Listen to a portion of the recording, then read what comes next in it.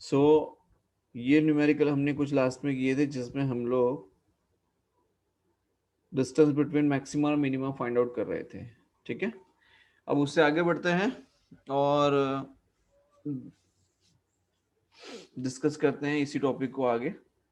ठीक है, चलिए देखिए।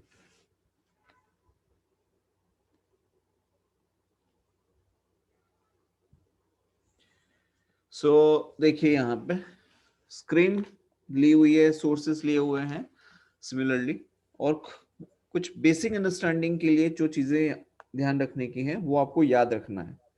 ठीक है, सो लेट्स सी, यहाँ पर हमने एक स्क्रीन ले ली है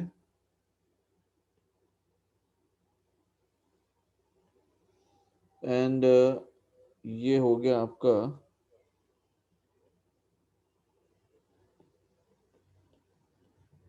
यहाँ पे हमने सोर्स लिया है, this source is S1 and this source is S2। ठीक है, इसकी इंटेंसिटी को हम I1 से रिप्रेजेंट करेंगे, इसकी इंटेंसिटी को हम I2 से रिप्रेजेंट कर रहे हैं। ठीक है, अच्छा, अब एक चीज समझिए कि यहाँ पर पाथ डिफरेंस डेल्टा एक्स कितना आएगा, तो ये आ जाएगा 0। पाथ डिफरेंस कितना आएगा, delta x equals to 0, right.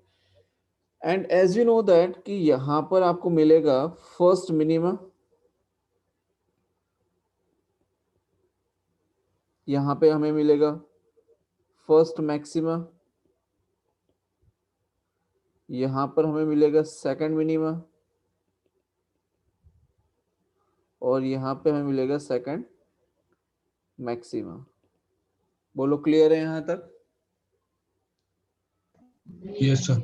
ठीक, अब फर्स्ट मिनिमा का मतलब ये है कि वी से it's lambda by 2। First maxima को हम रिप्रेजेंट करते हैं लैम्डा से, सेकंड मिनिमा को हम लिखते हैं 3 lambda by 2 and second maxima को हम लिखते हैं 2 लैम्डा। बोलो क्लियर है?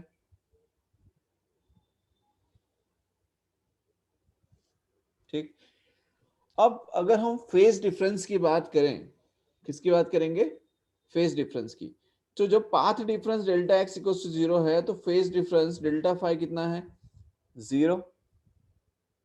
कितना है, 0। देन मिनिमा, तो यहां पे होगा पाई,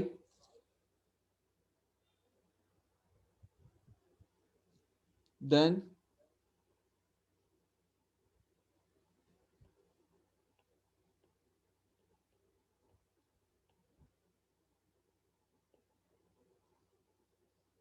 पाई, 2 पाई, 3 पाई एंड 4 पाई। समझ में आया? ये कैसे आया वो भी मैं आपको बताता हूं, समझिए। मान लीजिए कि अगर हम लिखेंगे if I1 equals to I2 equals to I, ठीक है, क्या लिखा, if I1 equals to I2 equals to I, तो आई नेट का फॉर्मूला क्या होता है बेटा, हमने आगे प्रूव किया था, आई नेट होता है 4i cos स्क्वायर डेल्टा 5/2। क्या होता है, I net equals to 4i cos square delta 5/2। ठीक, समझ में आ रहा है?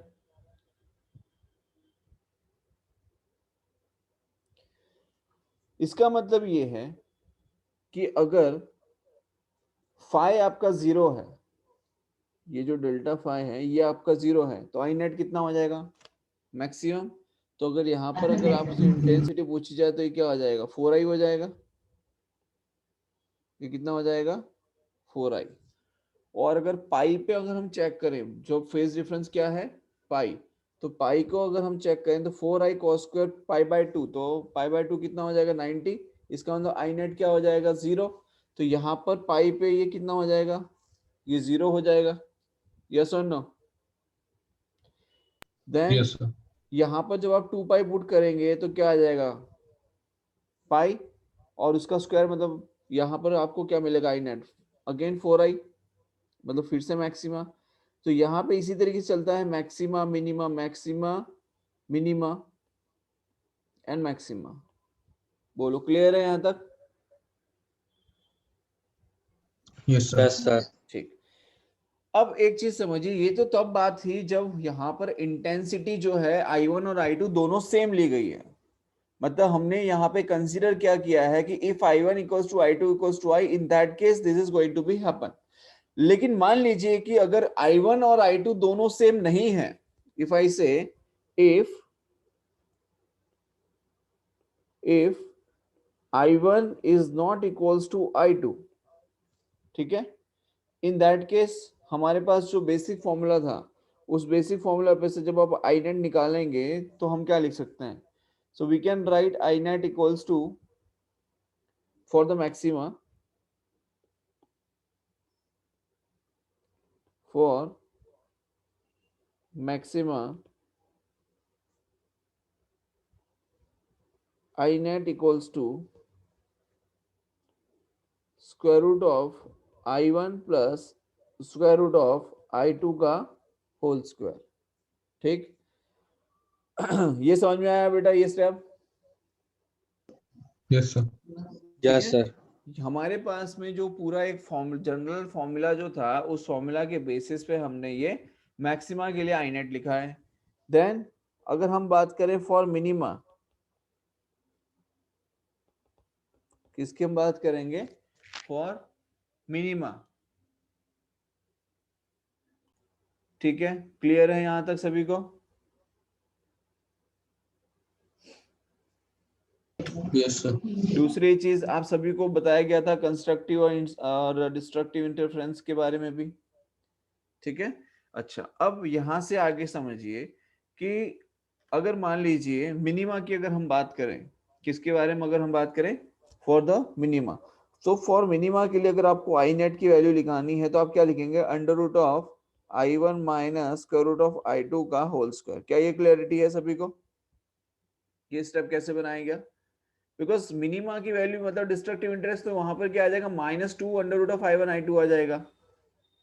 समझ में आ रहा है बेटा? Yes sir.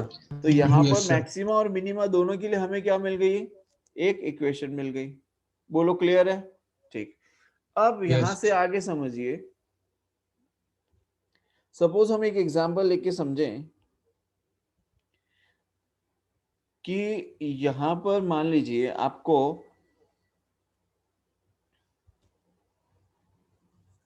आई नेट की वैल्यू गिवन है 3i। आई नेट की वैल्यू कितनी गिवन है? 3i।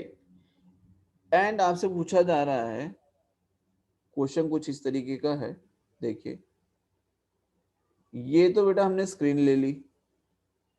क्या ले लिया है? स्क्रीन। और इस स्क्रीन के ऊपर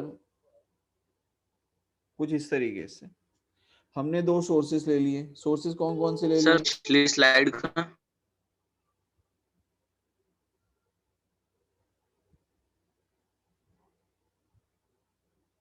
हो गया? ओके।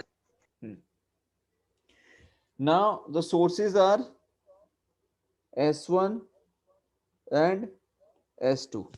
ठीक, और अगर intensity, if both have the same intensity I, intensity कैसी है दोनों के पास? सेम इंटेंसिटी है। ठीक, और यहां पर आपसे कहा गया है कि आई नेट, मतलब नेट इंटेंसिटी कितनी आ रही है? 3i। ठीक है, अब यहां से हमें एक चीज क्लियरली पता है कि हमें निकालना है y की वैल्यू। तो फाइंड y जिसमें नेट इंटेंसिटी 3i मिलती हो। y की ऐसी वैल्यू निकालनी है जिसके लिए नेट इंटेंसिटी क्या मिलती हो? 3i। तो क्या आई नेट 3i जो हमने लिखा है, क्या ये फर्स्ट मिनिमा है? हमने आई नेट इक्वल्स टू 3i लिखा है, तो क्या ये फर्स्ट मिनिमा है? नहीं है। क्या ये फर्स्ट मैक्सिमा है? नहीं है। तो ये फर्स्ट मिनिमा और फर्स्ट मैक्सिमम के कहीं बीच में आता होगा? यस और नो? तो मान लीजिए कि यहां पर हमने ले लिया फर्स्ट मिनिमा और यहां पे हमने ले लिया फर्स्ट मैक्सिमा। दैट मीन्स ये जो 3i की जो वैल्यू हमें निकालनी है, मतलब ये जो y निकालना है, this y is between minima and maxima, मतलब फर्स्ट मिनिमा और फर्स्ट मैक्सिमा के बीच में y की वैल्यू लाई करेगी। बोलो क्लियर है यहां तक? Yes sir. और आपको जो आंसर निकालना है, that answer should be in terms of, you need to find the answer answer in terms of capital D, small d and lambda. ठीक है, capital D, small d and lambda, in terms में आपको answer निकालना है। ठीक, अब आगे समझिए। अगर मान लीजिए हमने लिखा कि आई नेट, आई नेट का फॉर्मूला क्या होता है बेटा? आई नेट का फॉर्मूला होता है 4i cos स्क्वायर डेल्टा 5/2, जिसमें आई नेट की वैल्यू आपको ऑलरेडी गिवन है 3i। कितनी गिवन है? 3i। तो 3i इक्वल्स टू क्या लिखेंगे? 4i cos square delta 5/2। तो i से i कैंसिल आउट हो गया। अब ये आ जाएगा 3/4। तो 3/4 इज इक्वल्स टू क्या लिखेंगे? cos square delta 5/2। That means cos delta 5/2 की वैल्यू कितनी आ जाएगी? cos डेल्टा 5/2 की वैल्यू कितनी आ जाएगी? प्लस और minus root, plus and minus root 3/2। बोलो क्लियर है? क्लियर है बेटा? Yes, sir. ना Yes. ये जो 3i है, this 3i is between first minima and first maxima. किसके बीच में है?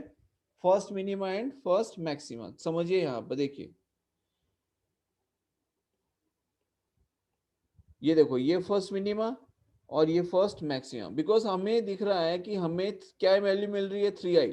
तो क्या ये 0 और 4 का i के बीच में है? इसका मतलब फेज डिफरेंस पाई और 2 पाई के बीच में आना चाहिए। फेज डिफरेंस किसके बीच में आएगा? पाई एंड 2 पाई के बीच में। पहली चीज क्लियर है।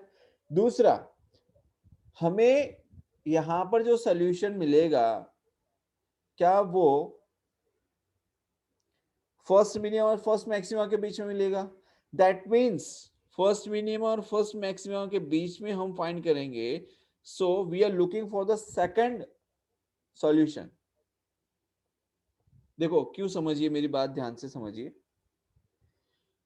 कि 0 से पाई के बीच में एक सॉल्यूशन मिल सकता है, राइट? पर हमें 0 से पाई के बीच में तो सॉल्यूशन चाहिए नहीं, हमें किसके बीच में चाहिए? तो हमें सॉल्यूशन चाहिए पाई और 2 पाई के बीच में। That means we are looking for the second solution. हमें क्या चाहिए? We are looking for the second solution. बोलो, यहां तक बात समझ में आई? Yes, sir. Okay, now understand. cos delta 5/2 is equal to plus और माइनस रूट 3/2। इसका मतलब 5 की वैल्यू कितनी आएगी? भाई हमारे पास दो वैल्यू आई, एक वैल्यू आई रूट 3/2 और दूसरी वैल्यू आई माइनस रूट 3/2। ठीक, समझ में आया? तो जब हम इसका ग्राफ बनाएंगे, जिसको समझ में नहीं आए आराम से पूछे, कोई दिक्कत नहीं है। समझिए, यहां पे मान लीजिए हमने इस तरीके से इसका ग्राफ बनाया,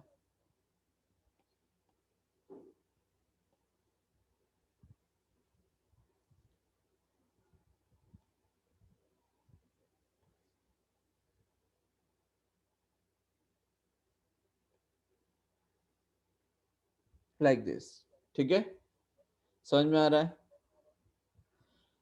अब मान लीजिए कि रूट 3/2 की जो वैल्यू है वो आपको यहां मिल रही है सपोज, और माइनस रूट 3/2 यहां मिल रहा है। ठीक, तो ये हो गया प्लस रूट 3/2 और ये हो जाएगा माइनस रूट 3/2। इसका मतलब फर्स्ट वैल्यू कहाँ मिली? क्या इस पॉइंट में मिली फर्स्ट वैल्यू? और सेकंड वैल्यू कहाँ मिलेगी? यहां पर मिलेगी। That means we are looking for the second solution और द फर्स्ट सॉल्यूशन।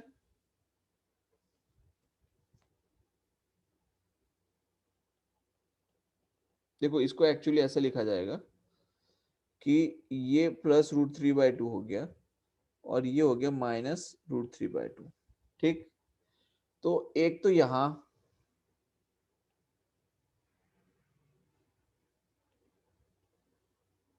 और दूसरा यहां। ठीक है, now we are looking for the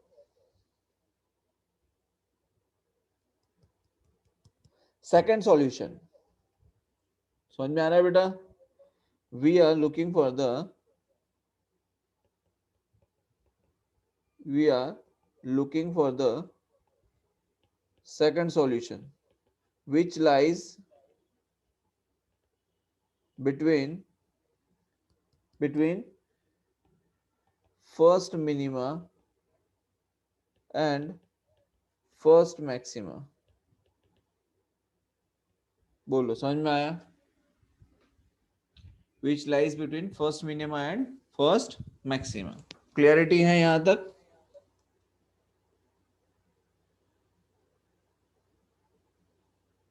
ठीक. अब यहां पर ये बताइए कि ये वैल्यू कितनी आएगी? क्या ये पाई बाय 6 होना चाहिए? cos 60 की वैल्यू कितनी होती है? अरे cos 30 की वैल्यू कितनी होती है? √3/2. यस और नो? एंड यहां पे कितना आ जाएगा? क्या ये 5/6 हो जाएगा? Kavya yes sir. समझ में आ रहा है? हाँ. Smit yes sir. समझ में आ रहा है बेटा? Yes sir. तो यहां पर देखिए हमारे पास में दो वैल्यूज हैं, +√3/2 और दूसरी है -√3/2. तो एक सोल्यूशन तो π/6 आ रहा है, दूसरा सोल्यूशन 5π/6 आ रहा है. ठीक. We are looking for the second solution which lies between pi and 2π. तो पाई और 2π के बीच में कौन सा आएगा बताइए जरा? क्या 5π/6 आएगा? यस. तो हम यहां पे लिख Yes. सकते हैं that delta 5/2 equals to 5π/6. क्या लिख सकते हैं? delta 5/2 is equals to 5π/6. That means delta 5 की वैल्यू कितनी हो जाएगी? तो delta 5 will be 5π/3. delta 5 की वैल्यू कितनी हो जाएगी? 5π/3. बोलो क्लियर है यहां तक? Yes, sir. Yes sir. ठीक. Now. सर. यस. सर एक बार फिर से. सर वो second solution, looking for second solution, वो समझ नहीं. देखो सेकंड सॉल्यूशन हम लोग ढूंढ रहे हैं. क्यों ढूंढ रहे हैं? पहली एक चीज समझो बेटा. आपसे क्या कहा गया कि we are looking for the 3i. हमें क्या चाहिए? 3i. हमें क्या चाहिए? 3i चाहिए. ठीक. मतलब हमें नेट इंटेंसिटी 3i दी हुई है और हमें फाइंड करना है कि y की वैल्यू क्या होगी जब नेट इंटेंसिटी 3i होगी. ये चीज समझ में आया? हाँ. फर्स्ट मिनिमा पे क्या वैल्यू होती है? फर्स्ट मिनिमा का मतलब क्या होता है? 0. यस. और फर्स्ट मैक्सिमा का मतलब क्या है? 4i. 4i. तो फर्स्ट मिनिमा और फर्स्ट मैक्सिमा के बीच में होगा 3i.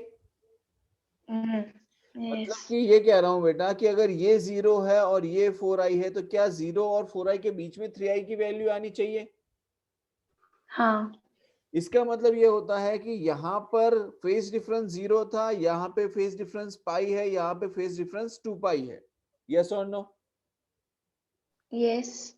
इसका मतलब हमें जो y चाहिए क्या वो पाई और 2π के बीच का फेज डिफरेंस के लिए चाहिए? हाँ. इसका मतलब ये हुआ कि 0 और पाई के बीच में बेटा हमें एक सोल्यूशन मिल सकता है और दूसरा सोल्यूशन कहाँ मिल सकता है? पाई और 2π के पाई बीच टू में. 2π. तो हमें कौन सा सोल्यूशन चाहिए? पाई टू 2π. अब आया समझ में? हाँ. हाँ. सो डेल्टा 5 की जो वैल्यू है वो कितनी आ गई? 5π/3 आ गई. एंड यहां से हम देख भी सकते हैं कि 5π/3 के लिए हम लिख सकते हैं that it is lying between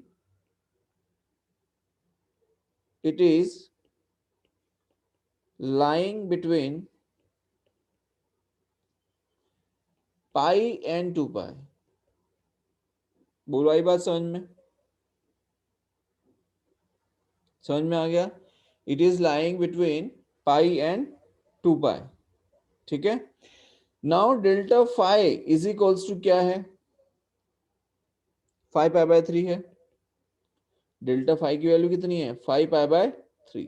और डेल्टा 5 को बेटा हम क्या लिख सकते हैं? क्या हम 2π/λ इंटू डेल्टा एक्स भी लिख सकते हैं? डेल्टा 5 को क्या लिख सकते हैं? 2π/λ into delta x equals to क्या हो जाएगा 5 पाई/3। नाउ डेल्टा एक्स जो है, इस डेल्टा एक्स को हम क्या लिख सकते हैं?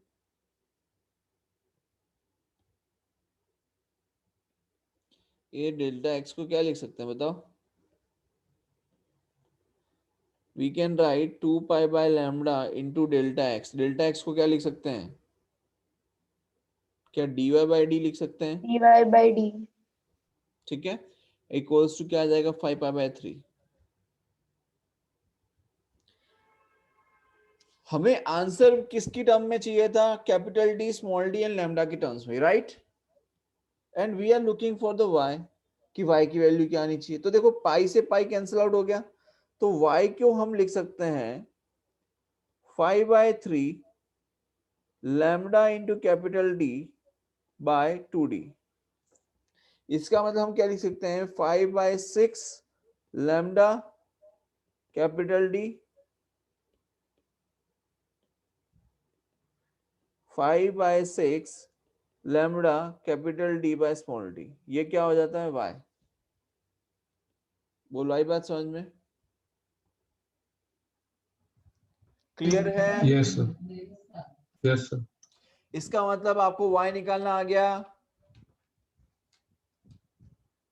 क्या y निकालना आ गया सभी को? हाँ. किसी को Yes, कोई sir. डाउट है इसमें? No sir. विधि,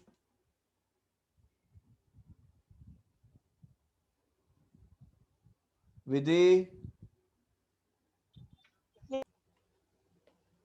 नेक्स्ट क्वेश्चन।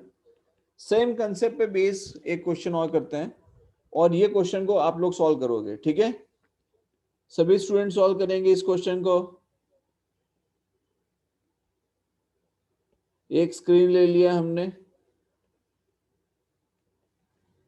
ठीक है? यहाँ पे हमने ले लिया सोर्स S1 और यहाँ पे हमने सोर्स ले लिया है S2। सिमिलर सेम इंटेंसिटी है I and I, and you need to find out y for the net intensity 2I। find y for the I net is equals to क्या होगा? 2I। I net equals to क्या होगा? 2I in terms of lambda capital D and small d। Clear है?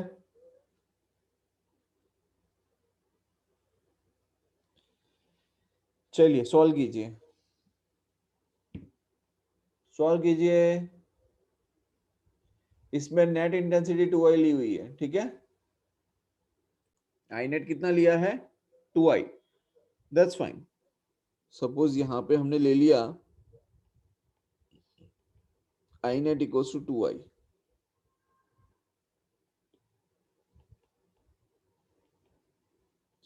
लेकिन ये जो 2I है, ये 2I किसके बीच में है?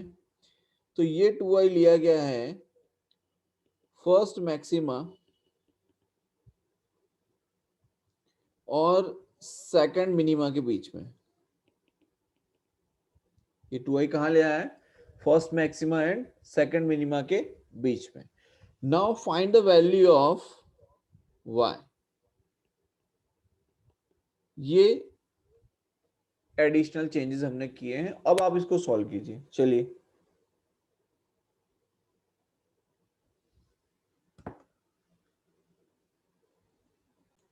देखिए, इस क्वेश्चन को सॉल्व करने के लिए प्रोसेस वही रहेगा, समझिए।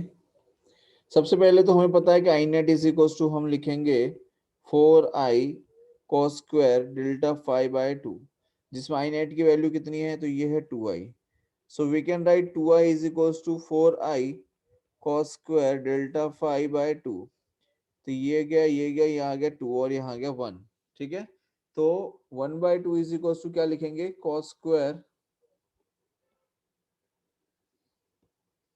1/2 इज इक्वल टू क्या लिखेंगे? cos square delta 5/2, right? इसका मतलब हम क्या कह सकते हैं कि cos डेल्टा 5/2 की जो वैल्यू है वो क्या आ जाएगी? So this is going to be plus और माइनस 1/√2। ये कितनी आ जाएगी? प्लस और माइनस 1/√2, ठीक है? ना अब आपको यहां पर समझिए कि यहां पर क्या है, तो ये सेंट्रल मैक्सिमा है, तो सेंट्रल मैक्सिमा और फर्स्ट मिनिमा इसके बीच में एक सोल्यूशन आता है, दूसरा सोल्यूशन फर्स्ट मिनिमा और फर्स्ट मैक्सिमा के बीच में आता है, और तीसरा फर्स्ट मैक्सिमा और सेकंड मिनिमा के बीच में आएगा। That means we are looking for the third solution, right. तो यहां पर हम कैसे करेंगे, देखिए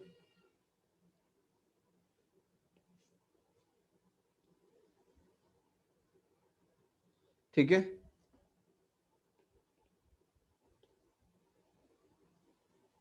ना हमारे पास में वैल्यू क्या है, प्लस और माइनस 1/√2। क्या है, प्लस और माइनस 1/√2। इसका मतलब हम ये कह सकते हैं कि मान लो यहां पर सपोज हमने दो सोल्यूशन लिए इसके, एक सोल्यूशन हमें यहां मिला और दूसरा सोल्यूशन सपोज यहां मिला, तो ये +1/√2 हो जाएगा एंड ये हो जाएगा -1/√2, and we are looking for the third solution. तो एक ये, दूसरा ये और तीसरा ये, ठीक है। सो यहां पर cos Δ5/2 को लिए हम क्या लिखेंगे, यहां पर क्या वैल्यू आएगी बताइए, क्या आएगा यहाँ पे, 5π/2। cos Δ5/2 इज इक्वल्स टू -1/√2 के लिए हम क्या लिख सकते हैं, 5π/4। Δ5/2 को हम किस क्या लिख सकते हैं, 5π/4। इसका मतलब Δ5 कितना हो जाएगा, 5π/2, राइट। समझ में आ गया। सो Δ5 इज इक्वल्स टू 5π/2 को हम क्या लिख सकते हैं, Δ5 इज इक्वल्स टू 5π/2, और Δ5 को हम लिख सकते हैं 2π/λ इंटू Δx इक्वल्स टू 5π/2, जिसमें से ये पाई कैंसिल आउट, ठीक है। Δx can be written as y d/D। तो यहाँ पर 2π/λ, सॉरी पाई को हटा ही दिया है तो रहने देते हैं, उसको नहीं लिखेंगे। So 2/λ Δx can be represent by y D/d equals to 5/2, ठीक है। तो y इज इक्वल्स टू क्या आ जाएगा, 5λ, जस्ट मिनट ये गलत कर दिया है, y D/D। तो 5λ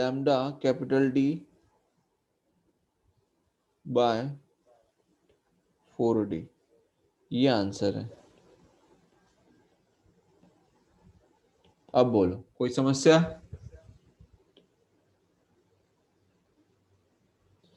समझ में आया सभी को, समझ में आ गया, Yes, sir. पक्का।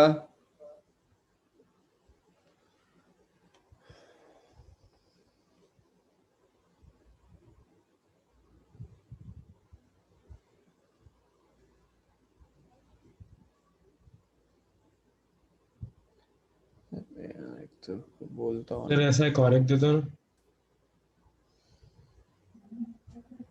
ऐसा ही एक और दे दूं, ले ले।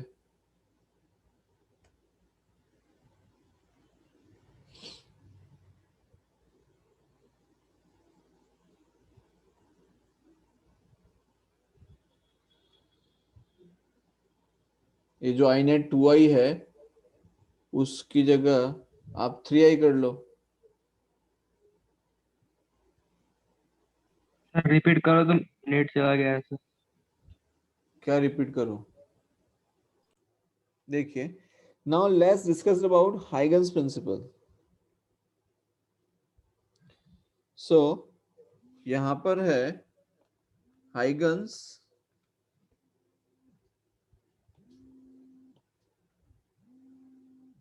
क्या है, तो पहले इसको स्टेटमेंट को समझते हैं। In optics a statement that all points in optics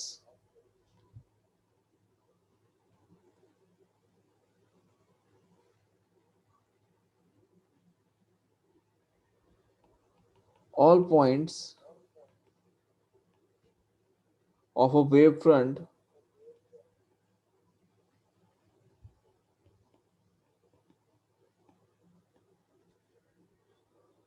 of light in a vacuum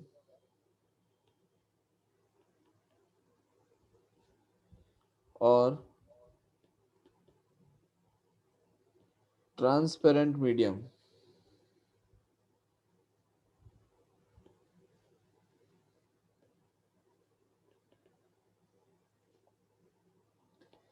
May be regarded as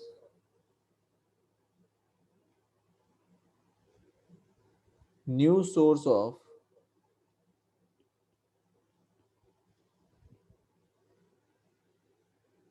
wavelets that expand in every direction at a rate depending on their velocities.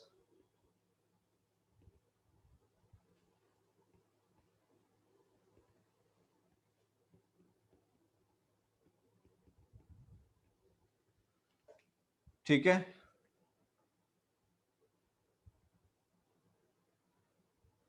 अब यहां पर एक चीज समझिए, ये जो wave front है, ये वेव फ्रंट क्या चीज है?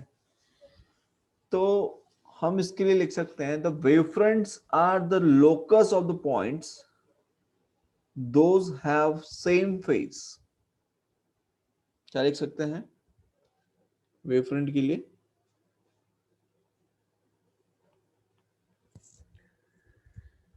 Wave fronts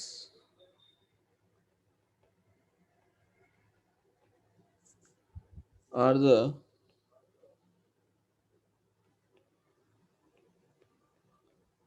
locus of points those have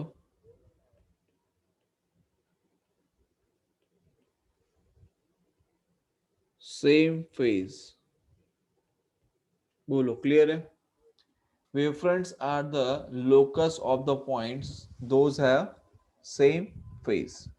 ठीक, अब मान लीजिए, समझिए ध्यान से, ये समझने वाली चीज है जो मैं आपको बताने वाला हूं अभी, बहुत इंपॉर्टेंट है। सपोज हमने एक इक्वेशन लिखी y is equal to a sine omega t plus k x. ठीक है, अब यहां से x1 पोजीशन पे हम क्या लिखेंगे? a sine omega T plus के x1, राइट। अगर मैं यहां से x1 दूरी पर लिखूं तो क्या लिखूंगा? सेम चीज, a sine omega T plus के x1, राइट। अगर यहां से भी मैं x1 डिस्टेंस पे वही चीज लिखूं, वही x1 पोजीशन पे लूंगा तो क्या लिखूंगा? a sine omega T plus के x1। तो यहां पे एक चीज समझिए कि ऐसा क्या होना चाहिए जिससे कि ये जो मैं लिख रहा हूं हर एक कंडीशन में ये सही हो। यहाँ पे हमारा जो सोर्स है वो कैसा होना चाहिए? तो वो जो सोर्स है बेटा, वो एक ऐसा पॉइंट सोर्स होना चाहिए जिससे कि अगर आप देखें तो यहाँ पर ये कैसा होगा? Same, right. मतलब हर एक पोजीशन के लिए ये सही होना चाहिए। तो उसके लिए क्या करना है? तो उसके लिए आप देखो,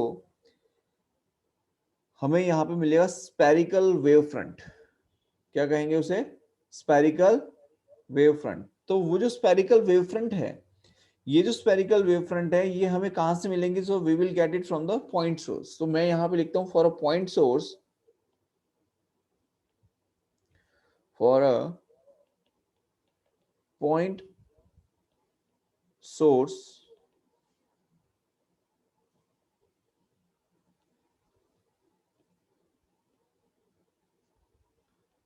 देखिए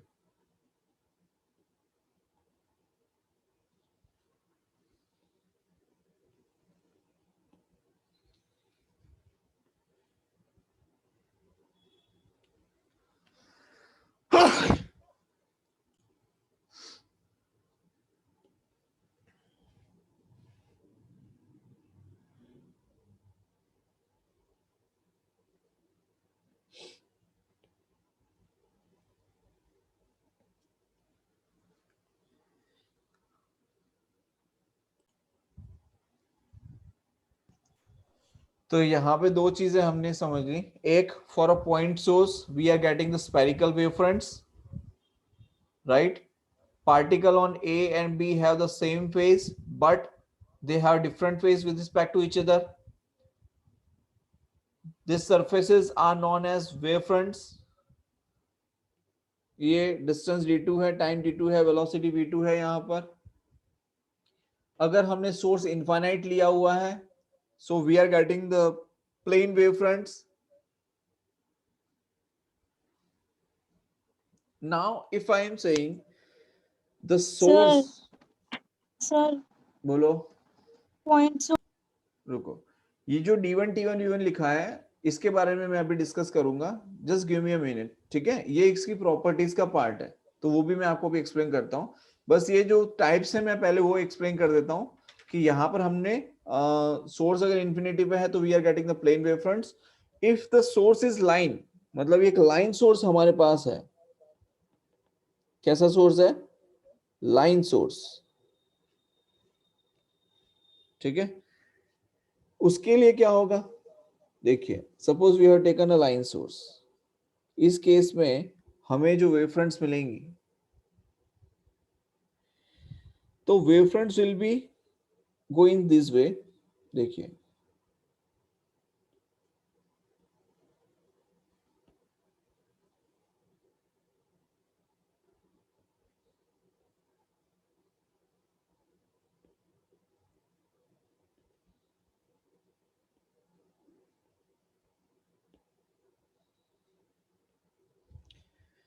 देखो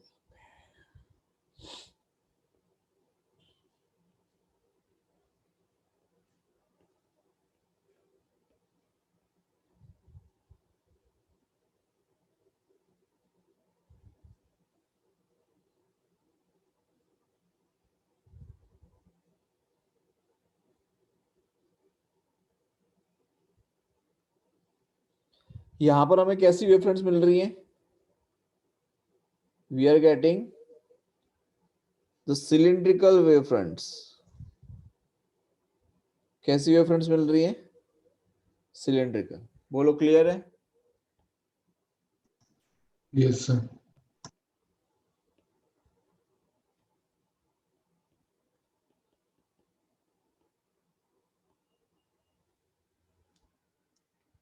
क्लियर है? सो लाइन सोर्स के केसेस में we are getting the cylindrical wave fronts, ठीक? Now let's talk about the properties of Huygens principle. अब आपका जो काव्या डाउट था वो अभी क्लियर मैं करूंगा, ठीक है? देखिए, प्रॉपर्टीज ऑफ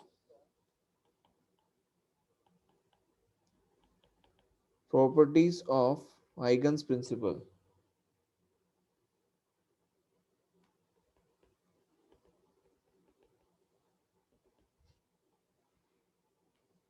ठीक, तो देखो, सबसे पहले तो फर्स्ट प्रॉपर्टी क्या है,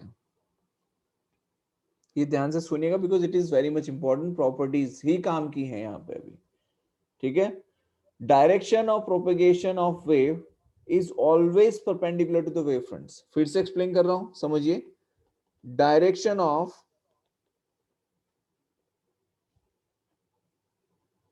propagation, direction of propagation of wave, या फिर आप चाहे तो ये भी लिख सकते हैं that direction of wave propagation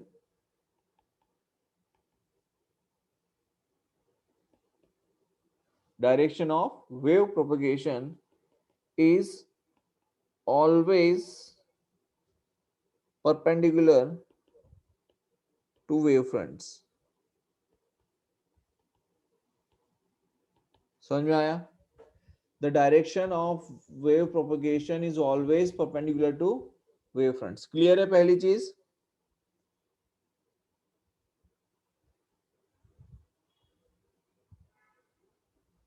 समझ लो। Yes, sir. ये मान लो डायरेक्शन ऑफ वेव प्रोपगेशन है, ठीक है? ये सपोज ये हमने लिया, ये डायरेक्शन ऑफ वेव प्रोपगेशन है, ठीक है? तो direction of wave propagation is always perpendicular to the wave fronts. तो ये जो है ये वेव फ्रंट्स कहलाती हैं। ये समझ में आया?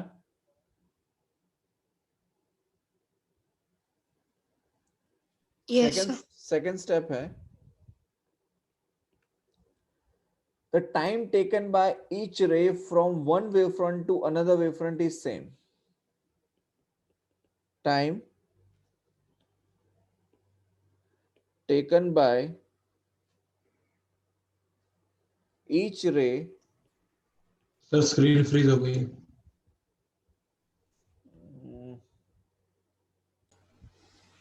तो यहां पे time taken by each ray from one wave front to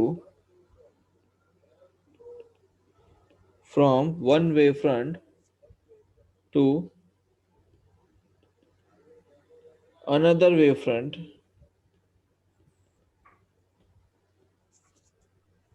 is same.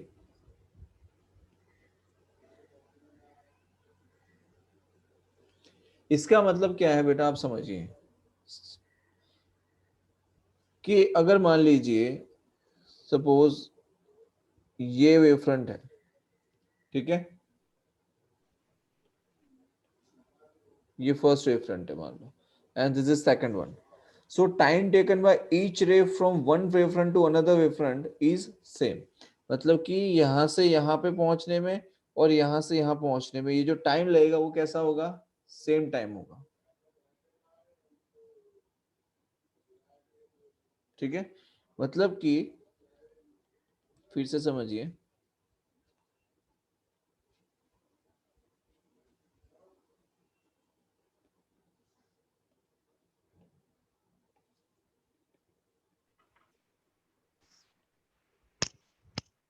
Suppose ये एक रे ली और ये सेकंड ली, ठीक है, तो जितना टाइम इस रे को इस पॉइंट से मतलब पी पॉइंट से क्यू पॉइंट तक पहुंचने में लग रहा है, उतना ही टाइम सेकंड को आर पॉइंट से एस पॉइंट तक पहुंचने में लग रहा है. तो time taken by each ray from one wave front to another wave front is same.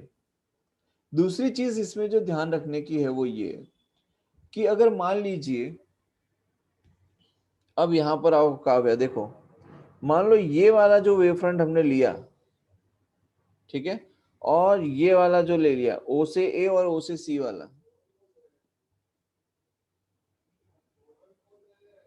देखिए ये ओ से ए एंड ओ से सी, इसमें मान लो डिस्टेंस d1 था, टाइम t1 है और वेलोसिटी v1 है, इसमें डिस्टेंस d2 है, टाइम t2 है एंड वेलोसिटी v2 है. तो अगर मीडियम अलग अलग होते हैं, सपोज ये वाली जो रे है ओ से ए वाली रे वो अलग मीडियम में है और ओ से सी वाली जो रे है वो अलग मीडियम में है, if both the rays are in a different medium, in that case distance velocity will change but time will remain same. क्या चीज है जो सेम रहेगी, क्या चीज है जो सेम रहेगी मीडियम अलग होने के बाद भी, टाइम. क्या सेम रहेगा, time. So by the change of the medium distance and velocity will change but the time will remain same. क्या सेम रहेगा, टाइम. बोलो क्लियर है? Yes sir. Yes, sir. ठीक है, so we can write here. sir. हाँ बोलो. Yes.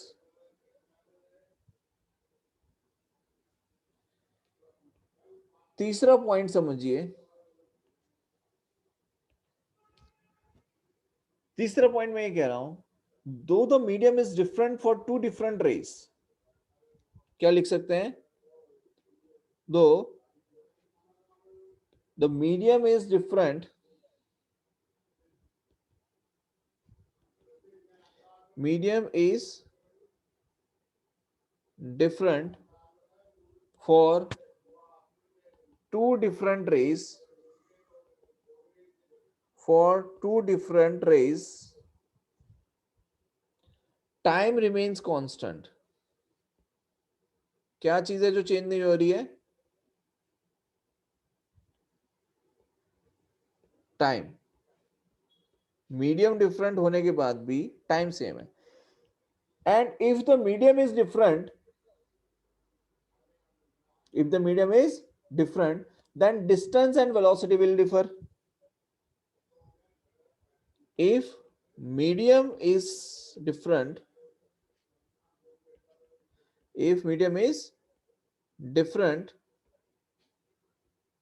distance and velocity will differ. समझ में आ रहा है सभी को?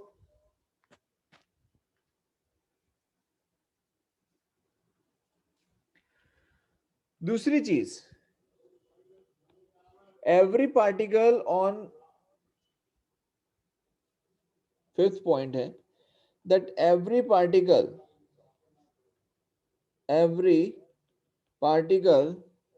on a wavefront, every particle on a wavefront acts as a new source, acts as a new source, and this source is known as, this source is known as secondary wavelet. क्या कहेंगे उसको? Secondary wavelet. बोलो, clear है यहां तक? अब ये जो फिफ्थ पॉइंट है वो मैं आपको समझाता हूं, समझिए. देखिए, सपोज ये स्फेरिकल वेवफ्रंट की अगर हम बात करें, ठीक है,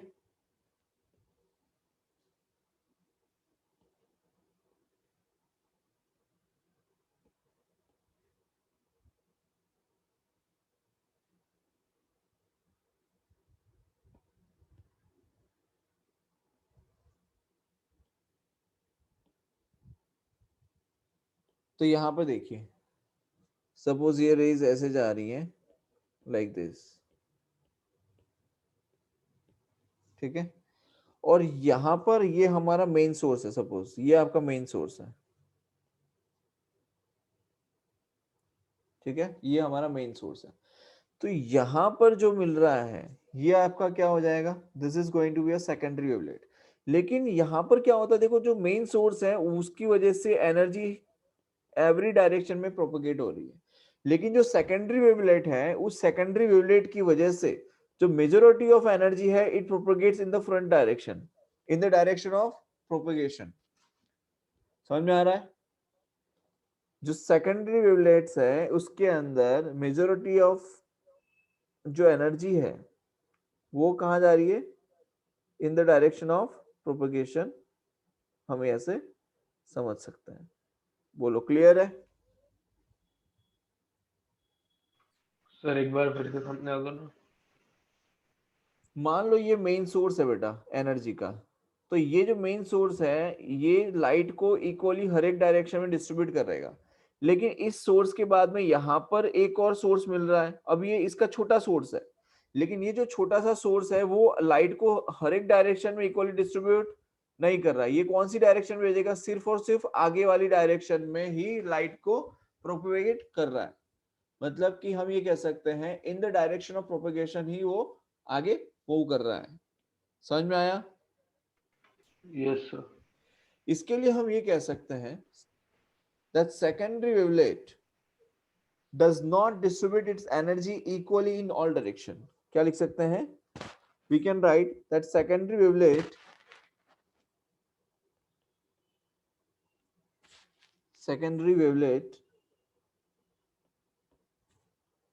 does not distribute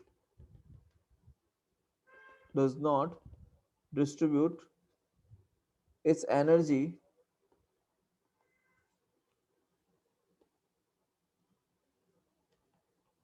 equally in all direction.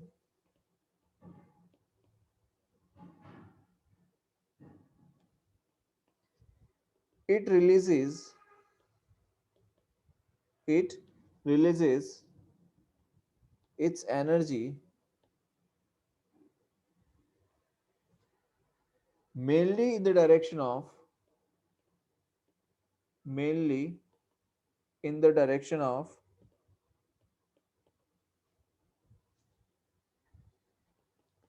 propagation of wave.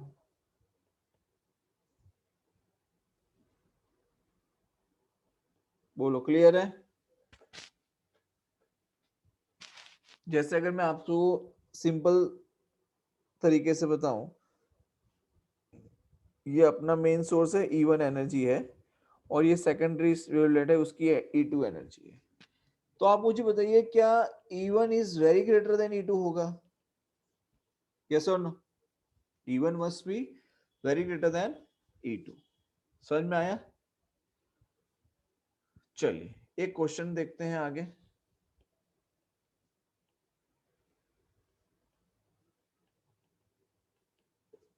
समझिए, यहां पर हमने एक मीडियम कंसीडर किया है कि ये एक मीडियम ले लिया है, ठीक है, और यहां पर हमारे पास में प्लेनर वेव फ्रंट्स हैं। क्या ली हुई है? Planar wave fronts.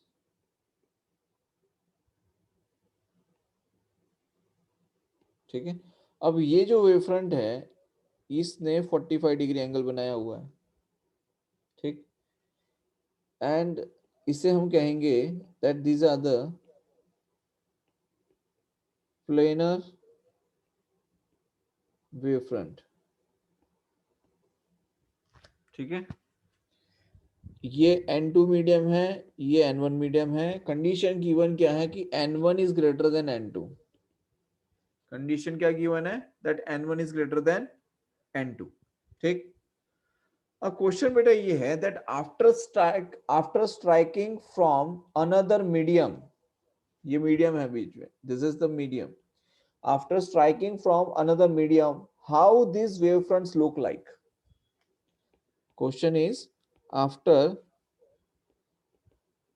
striking from another medium how this wavefront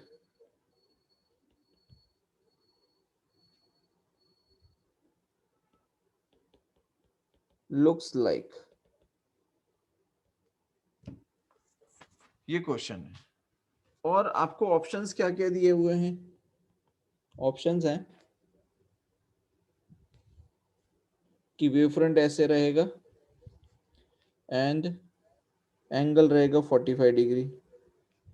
दूसरा ऑप्शन ये है कि wave front will be like this. तीसरा ऑप्शन है wave front will be like this. चौथा ऑप्शन है that wave front is less than 45 degree. ठीक है, और चौथा ऑप्शन है, जस्ट अ मिनट, इसको थोड़ा सही कर लेते हैं, और पांचवा ऑप्शन है थीटा इज ग्रेटर देन 45। ये 5 ऑप्शंस हमारे पास अवेलेबल हैं। ठीक है, चलो बताओ सबसे पहले काव्या क्या आएगा आंसर?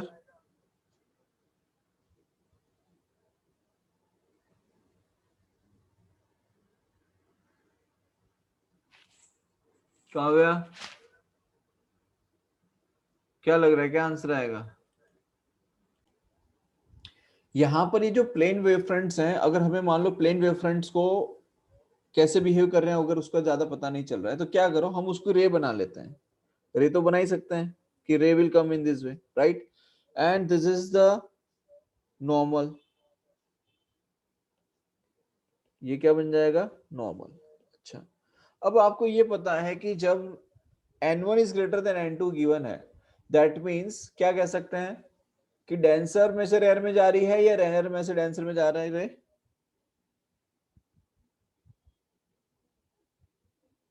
रेयर टू डेंसर जा रहा रेयर है। में से डेंसर। rarer to denser. तो जब रेयर टू डेंसर में जाएगा तो ये टूवर्ड्स द नॉर्मल बैंड होगा। कैसे बैंड होगा? टूवर्ड्स द नॉर्मल बैंड होगा। यस। तो जब ये टूवर्ड्स द नॉर्मल बैंड होगा तो इट विल गो इन सच अ वे। इसका मतलब ये जो एंगल है वो एंगल क्या होना चाहिए? कम होना चाहिए। एंगल क्या होगा? एंगल कम होगा, राइट? सो ये जो रे है, सॉरी ये जो प्लेनर वेवफ्रंट है, it will be like this.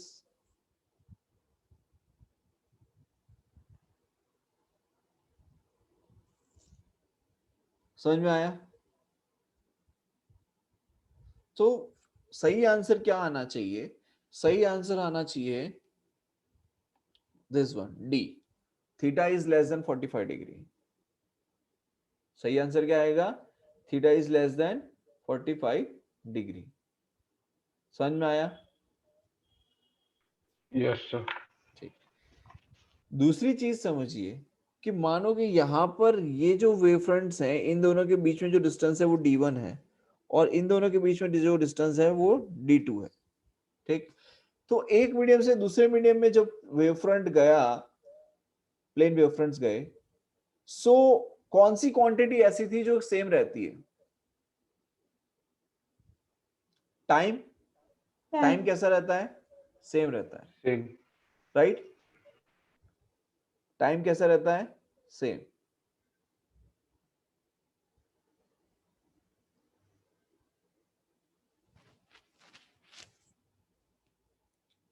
अब बताइए कि क्या v1 v2 से बड़ा होगा? मतलब कि अगर इन दोनों के बीच में जो कोरस्पॉन्डिंग स्पीड है, अगर वो मैं v1 लूं और इन दोनों के बीच में जो कोरस्पॉन्डिंग स्पीड है उसे मैं v2 लूं, तो क्या v1 v2 से बड़ा होना चाहिए या v2 v1 से बड़ा होना चाहिए?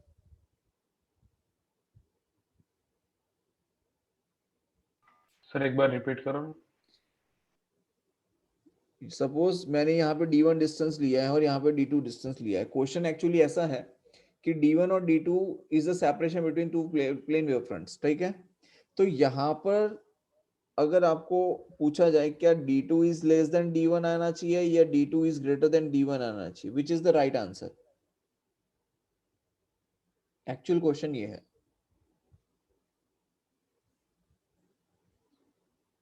क्या आएगा? d2 is less than d1 आएगा या d2 is greater than d1 आएगा? So answer is d2 is less than d1 आएगा। क्या आना चाहिए? That d2 is less than d1। अब उसका रीजन समझिए। पहली चीज तो आपको पता है कि टाइम तो कांस्टेंट है। टाइम कैसा है? कांस्टेंट है। यहां पर v1 is greater than v2 है। क्या है? v1 is greater than v2 है। जब v1 is greater than v2 है तो जब यहां पर पहुंचेंगे इसका मतलब v2 कम है, मतलब दोनों के बीच में जो स्पीड है वो क्या हो रही है? कम हो रही है। इसका मतलब डिस्टेंस कौन सा छोटा होगा? d2। समझ में आया? बिकॉज टाइम तो क्या रहेगा? कांस्टेंट रह रहा है टाइम तो। टाइम कैसा रह रहा है? सेम रह रहा है इन जेई ऑल्सो। ठीक है, जो हमने अभी कंप्लीट किया। नाउ सेकंड क्वेश्चन देखिए।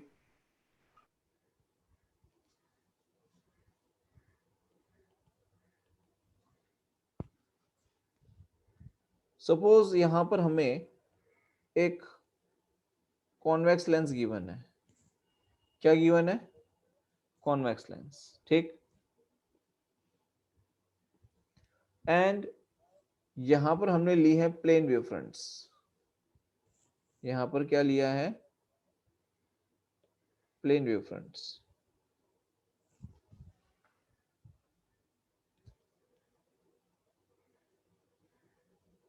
समझ में आ रहा है? So these are the wave fronts.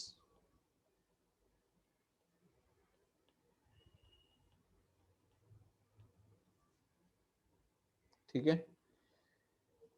Now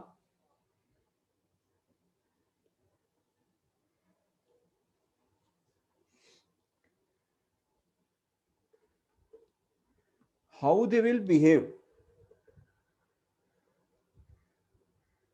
बताइए, यहाँ पर हमें वेव फ्रंट जब ये लेंस के थ्रू पास होगी तो ये कैसे हो जाएंगी? तो इसको समझने के लिए आप एक चीज समझिए कि मैंने जैसे बताया, अगर आपको समझ में नहीं आया तो आप क्या करोगे, रे ड्रॉ कर लो। तो हमने रे ड्रॉ कर ली। जब रे ड्रॉ करी तो हमको पता है कि they meet at some point, convex lens है तो कन्वर्ज होगा। अब पॉइंट सोर्स जब हमारे पास होता है, अब एक चीज समझिए कि जब हमारे पास में एक पॉइंट सोर्स होता है तो हमें कैसी वेव फ्रंट्स मिलती हैं?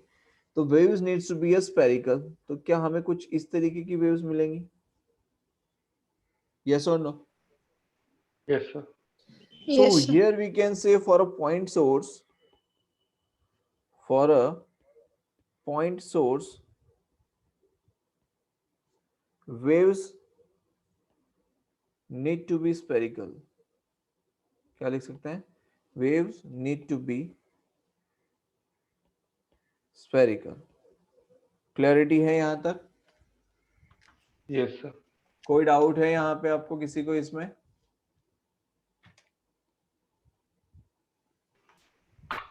नेक्स्ट देखिए,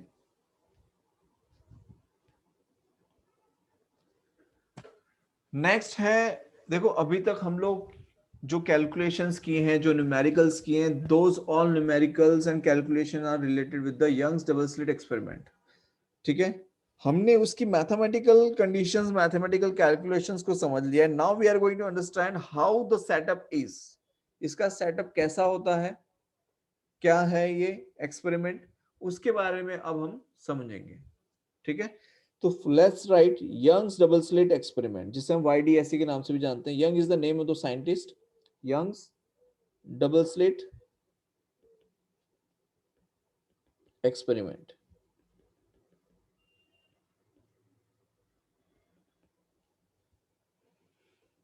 ठीक है, तो जैसे कि हम जानते हैं that here is a screen, there are two sources S1 S2, we will get center maxima, first minima, first maxima, right? ये हम जानते हैं। क्लियर है बेटा यहाँ तक? अच्छा, अब अभी तक हमने जो जो चीजों को समझा है या जो भी कैलकुलेशंस हमने की, this all things were coherent sources. क्या कोहेरेंट और इनकोहेरेंट के बारे में आपको आइडिया है कुछ? कोहेरेंट सोर्सेज और इनकोहेरेंट सोर्सेज के बारे में एनीवन? नहीं, चलो मैं बताता हूं क्या होता है coherent sources and incoherent sources के बारे में समझिए। So let's talk first of all about the coherent sources.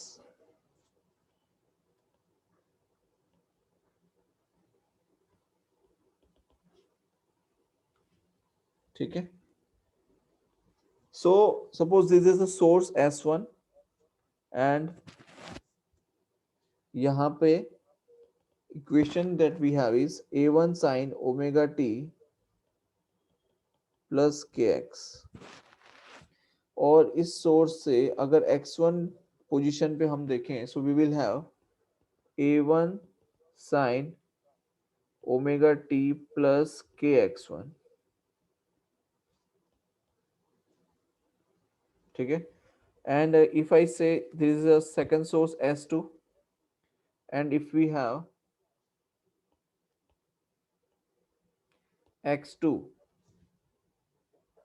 as a position and here we have A2 sin omega t plus kx, so यहाँ पर हमें जो इक्वेशन मिलेगी, this is harmonic wave, so we can say it's omega t plus kx2। ठीक है, यही हमने study किया अभी तक। If I say about the phase difference of delta phi is equals to k times of x2 minus x1, क्या हमने अभी तक यही लिखा है? And we can say delta phi k can be replaced by 2 pi by lambda into delta x। ठीक है, I net हम क्या लिखते थे? ये सब कोहेरेंट सोर्सेज के बारे में है, already we have already studied all this things. ठीक है, आई नेट हम क्या लिखते हैं? आई नेट को लिखते हैं I1 plus I2 plus 2 times of square root of I1 I2 cos phi। ठीक है, phase difference remain same with the time for same location. क्या लिखेंगे? फेज डिफरेंस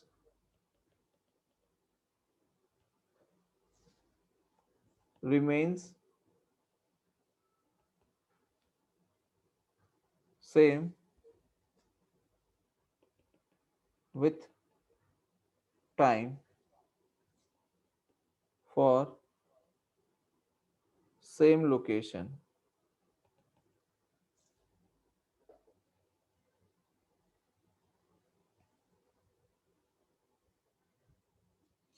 सो यहां पर एक इंपॉर्टेंट पॉइंट जो है वो ये है कि जो फेज डिफरेंस होता है वो टाइम के साथ सेम लोकेशन के लिए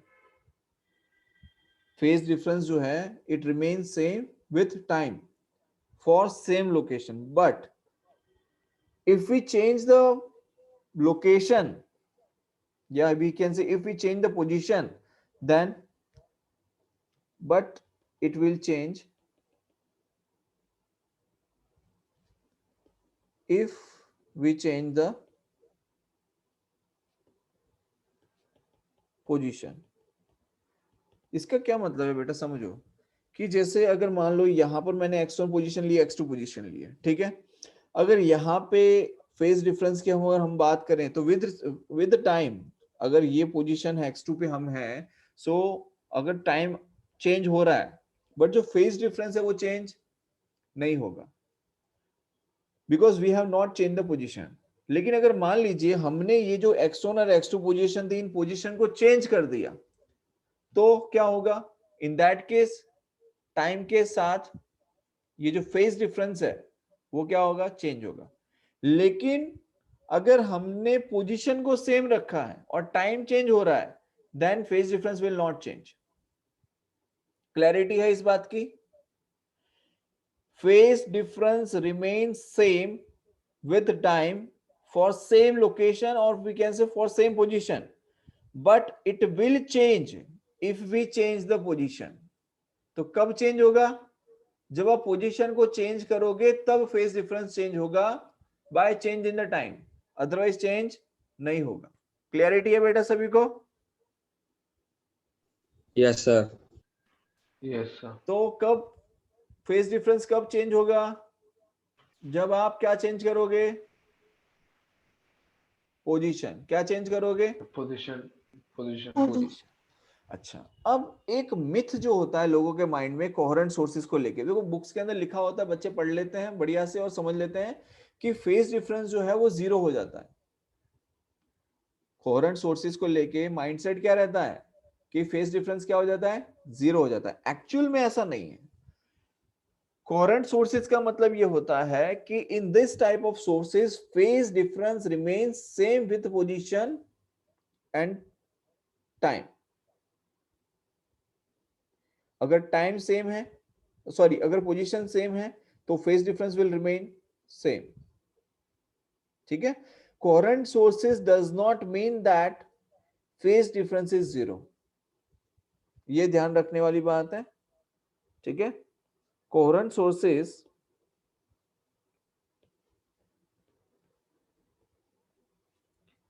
does not mean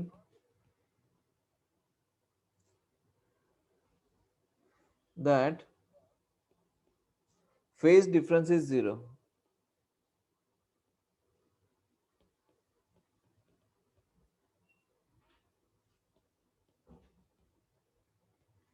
ठीक है. Coherent sources doesn't mean that phase difference is zero. It means what? It means phase difference Phase difference is same.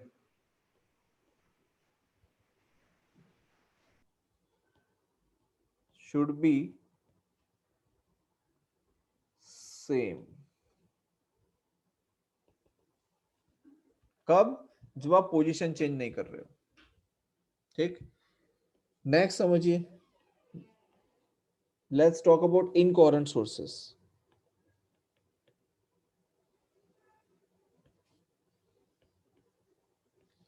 अब जिन सोर्सेस को आप रेगुलर लाइफ में देखते हो, ठीक है, उसे हम कहते हैं इनकोहेरेंट सोर्सेस. जिसे हम डे टू डे लाइफ में फेस करते हैं उसे हम क्या कहते हैं, इनकोहेरेंट सोर्सेस. ठीक है. देखो यहां पर बेसिकली क्या है कि first minima that means dark, maxima मतलब ब्राइट। तो यहां पर हो क्या रहा है कि ब्राइट सेंट्रल मैक्सिमा मतलब कि ब्राइट, तो bright dark bright dark bright dark bright dark bright dark, ऐसे ये चलता रहेगा। मतलब कि एक जगह ब्राइट फिर डार्क फिर ब्राइट फिर डार्क फिर ब्राइट फिर डार्क। क्या रेगुलर लाइफ में जब हमारे जैसे आप सपोज आप रूम में बैठे हैं और वहां पे दो लाइट्स चल रही हैं, तो क्या आपको दो लाइट्स की वजह से ऐसा होता है कि bright dark bright dark bright dark दिखता है? क्या आपकी पोजीशन चेंज होती है तो कहीं आपको ब्राइट दिखाई दे रहा है, कहीं आपको डार्क दिखाई दे रहा है? क्या ऐसा कुछ होता है क्या? ऐसा कुछ होता है क्या? नहीं। ऐसा नहीं होता है, राइट। अब यहां पर क्या हो रहा है, जैसे फॉर एग्जांपल ऑल्टरनेटिंग करंट की जो फ्रीक्वेंसी है वो 50 हर्ट्ज होती है। कितनी होती है? 50 हर्ट्ज। इसका मतलब वो 100 टाइम्स जलता है और 100 टाइम्स बंद होता है। इसका मतलब क्या है? 100 टाइम्स वो जलता है, 100 टाइम्स वो बंद हो रहा है। मतलब 50 टाइम्स सॉरी 50 टाइम्स वो जल रहा है, 50 टाइम्स बंद हो रहा है। उसकी फ्रीक्वेंसी कितनी है? 50 हर्ट्ज, राइट। लेकिन बेटा होता क्या है कि हमें हमेशा लाइट कैसी दिखाई दे रही होती है? ऑन दिखाई दे रही है, जबकि वो चालू बंद चालू बंद चालू बंद चालू बंद इतनी स्पीड में होती है कि हम इस बात का अंदाजा नहीं लगा पाते हैं। एक सेकंड के अंदर 50 टाइम्स अप एंड डाउन होता है वो, राइट। तो वो हमें विजिबल नहीं हो पाता है। तो हमें लाइट कैसी दिखाई दे रही होती है कि कांस्टेंट हम पर लाइट आ रही है। समझ में आया? Yes sir. अब मान लो कि कोई ये कहे कि हमें कोहेरेंट सोर्सेज बनाने हैं, तो ऐसा नहीं है कि आप मार्केट में से दो बल्ब लेके आ गए, सेम कंपनी के बल्ब हैं, सेम वॉट के हैं, सेम वोल्टेज प्रोवाइड किया है, सब कुछ सेम है, क्या वो कोहेरेंट सोर्सेज बन पाएंगे? नहीं बन पाएंगे। क्यों नहीं बन पाएंगे? बिकॉज उनका जो ओमेगा है, जैसे कि आपने हो सकता है केमिस्ट्री के अंदर थोड़ा बहुत इसके बारे में स्टडी किया हो, कि जो लाइट होती है basically it's one type of energy, और वो एक शिफ्ट से दूसरी शिफ्ट में क्या होती है? ट्रैवल करती है। And it is not necessary कि बल्ब 1 एंड बल्ब 2 भले दोनों एक ही कंपनी के हैं, दोनों को एक ही अमाउंट ऑफ वोल्टेज मिल रहा है, या दोनों के पास एक ही अमाउंट ऑफ वॉट है, पावर है, बट दोनों का जो एमिशन होगा वो डेफिनेटली डिफरेंट हो सकता है। सो हम ये नहीं कह सकते हैं कि दो बल्ब्स को लेके आ जाओ and that bulbs can be a coherent source. It is not like that. There is a setup for that, there is a different method to have a coherent sources.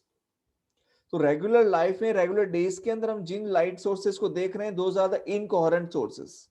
Clear है ये चीज? पहले तो ये बताओ। Yes Yes, sir. sir. Now if I say about incoherent sources, so suppose I have taken the source S1 and इसकी equation अगर मैं लिखूं, so I can write A1 sin omega t plus kx1 kx suppose, and x1 position पे अगर हम देखें, so we can say it will be A1 sin omega 1t plus kx1, और यहाँ पे सेकंड सोर्स ले लेते हैं at x2 पोजीशन। तो हम यहाँ पे कहेंगे if I had taken A2 sin omega 2 into t plus kx, so at the second at x2 position A2 sin omega 2 into t plus kx2। बोलो आई बात समझ में? यहां पर जब आप फेज डिफरेंस निकालेंगे बेटा, तो डेल्टा फाई हम क्या लिखेंगे? देखिए, so what we will write, delta phi equals to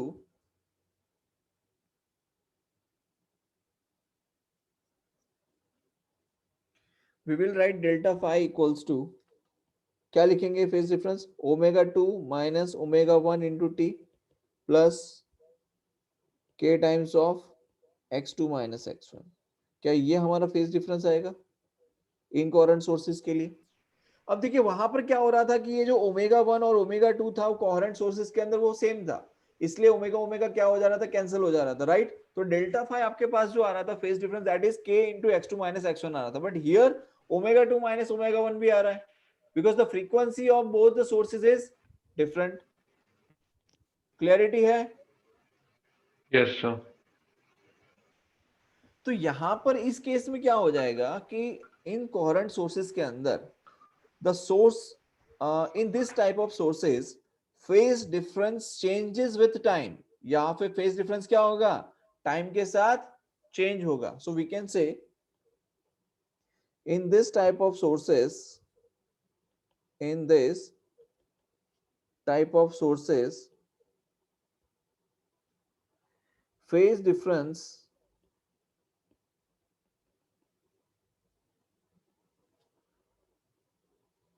changes with time and location.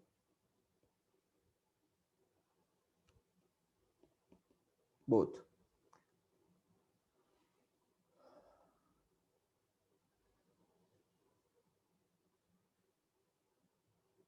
ठीक है. तो यहां से एक चीज की हमें क्लैरिटी है कि नॉर्मल लाइफ में हमें जो ब्राइट और डार्क, ब्राइट डार्क इसलिए नजर नहीं आता है क्योंकि सोर्सेस जो है वो कैसे हैं, इनकोहेरेंट है, और इसकी वजह से मैक्सिमा मिनिमा एक ही लोकेशन पे इतना जल्दी जल्दी बनता है कि हमें पता नहीं चल पाता है. क्लैरिटी है इस चीज की? हेलो, समझ में आया बेटा? Yes, sir. Yes, sir. ठीक है. अब ये जो एक्सपेरिमेंट हम करते हैं उसका जो सेटअप है वो कैसा होता है, देखिए. फॉर द YDSE एक्सपेरिमेंट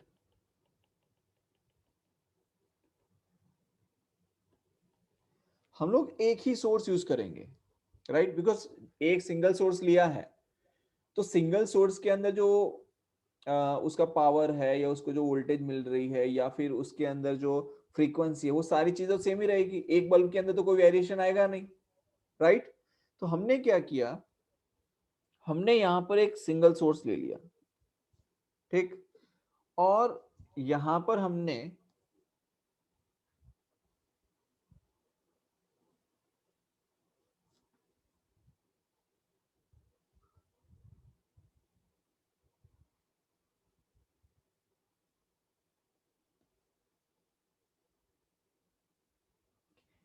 देखो यहाँ पर जो गैपिंग मैंने आपको दिखाई है दिखने में बड़ी है बिकॉज आपको शो करना है, बट एक्चुअल में इतनी बड़ी नहीं होती है गैपिंग. तो यहाँ पर हम कहेंगे कि सपोज हमने एक कार्डबोर्ड ले लिया और उस कार्डबोर्ड में हमने क्या ले लिया, स्लिट बना दी. स्लिट समझते हैं आप? मान लो आपने कार्डबोर्ड को एक ब्लेड से कट कर दिया, ऐसे ऐसे करके. एक कार्डबोर्ड है, उस कार्डबोर्ड को आपको ऐसे ब्लेड से कट कर दिया, तो वहां पे जो गैपिंग मिलती है दैट इज योर स्लिट. उसे क्या कहेंगे, स्लिट कहते हैं. ठीक है. तो जो ये सिंगल सोर्स है और यहां पर हमने ले लिया है स्क्रीन, यहां पे हमने क्या ले लिया है, suppose here we have taken a screen.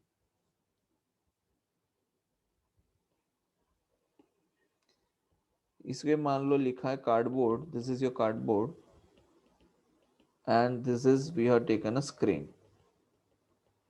ठीक. तो यहां पर जो सोर्स है, समझिए,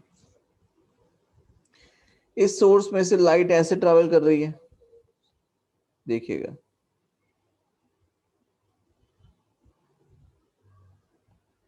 लाइक दिस. अब देखो यहां पे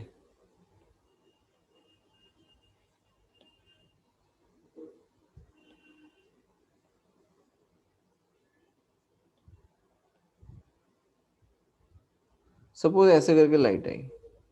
अब हुआ क्या कि यहां पर जो लाइट है, ठीक है,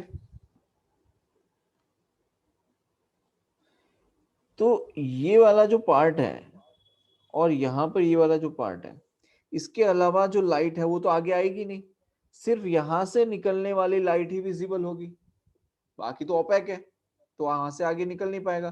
तो जहां पर हमने ये स्लिट्स बनी हुई है उसी स्लिट्स में से ये S1 and S2 as a source वो एक्ट करना शुरू करेगा and after that we will have a waves like this. देखिए यहां से ये एक नया एक सोर्स बन गया हमारे लिए and the waves comes like this.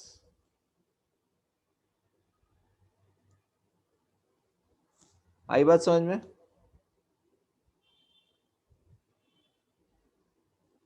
Similarly S2 के लिए भी ऐसा ही होगा. देखिए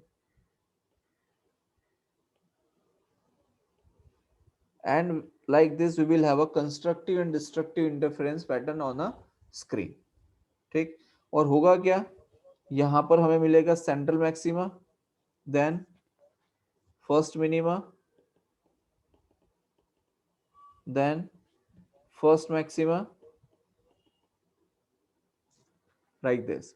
central maxima and first minima के बीच में ये कितना मिलेगा, lambda d by 2d, and central maxima और फर्स्ट मैक्सिमा के बीच में जो पाथ डिफरेंस है वो कितना रहेगा, lambda capital D by D. ठीक, क्लियर है यहां तक? Yes, sir. Distance between two maximas और टू मिनिमास की अगर हम बात करें तो कितना आएगा, लैम्डा डी बाई डी, जिसे हम क्या कहते हैं, फ्रिंज विड्थ, जिसे हम क्या कहते हैं, फ्रिंज विड्थ. तो बीटा की वैल्यू जो है वो हम क्या लिखते हैं, lambda capital D by small D, which is a fringe width. बोलो आई बात समझ में? अगर हम मैक्सिमस की बात करें यहां पर, तो मैक्सिमस कहां मिलेगा, 0 lambda D by D, 2 lambda d by d, and so on. If I say for the minimas, तो minimas कहाँ मिल रहा है, so I will set lambda d by 2d, 3 lambda d by 2d, and so on. Condition क्या है, condition ये है that small d is less than capital D and lambda is very less than small d. समझ में आया? These are the condition. अगर ये condition नहीं होगी fulfil, then the path difference will be blocked. यहां से कहानी आगे नहीं बढ़ेगी. That path difference will be blocked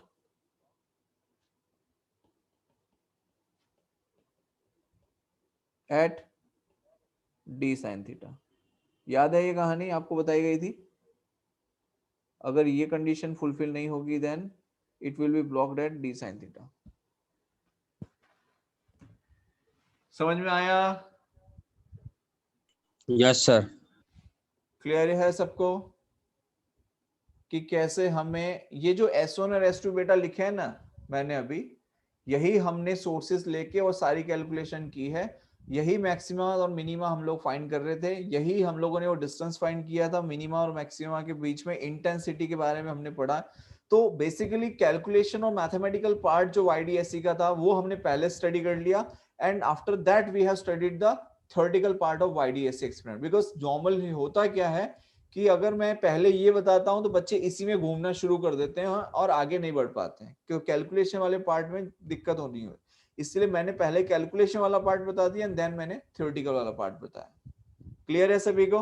अब आपको ये इजीली समझ में आ रहा होगा कि मैं क्या बताना चाह रहा हूं आपको एग्जैक्टली. क्लियर है बेटा पिक्चर? Yes, sir. Yes, ठीक है. sir. तो कैसे हम लोग कोहेरेंट सोर्सेज बनाते हैं वो आपको दिखाई दे रहा है कि एक सिंगल सोर्स लिया, उसी में से हमने S1 और S2 दो सोर्सेज क्रिएट किए हैं.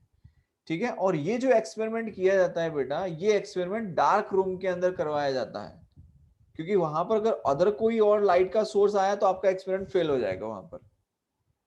तो जब आप कॉलेज में जाएंगे तब जाके आपको ये YDSE एक्सपेरिमेंट करने को मिलेगा. डार्क रूम का मतलब ये होता है कि वहां सिर्फ अंधेरा ही नहीं होता है, वहां की जो दीवारें होती है वो भी ब्लैक कलर की होती है. ठीक है. तो वहां पे उसे डार्क रूम कहा जाता है. उस डार्क रूम में एक्सपेरिमेंट किया जाता है. वहां पर आपको डार्क ब्राइट फ्रिंजेस देखने को मिलती हैं. क्लैरिटी है यहां तक सभी को? Yes, hello sir. Kavya, Yes, sir. खुशी, Yes, sir. समझ में आ गया? Yes, sir. पक्का? हाँ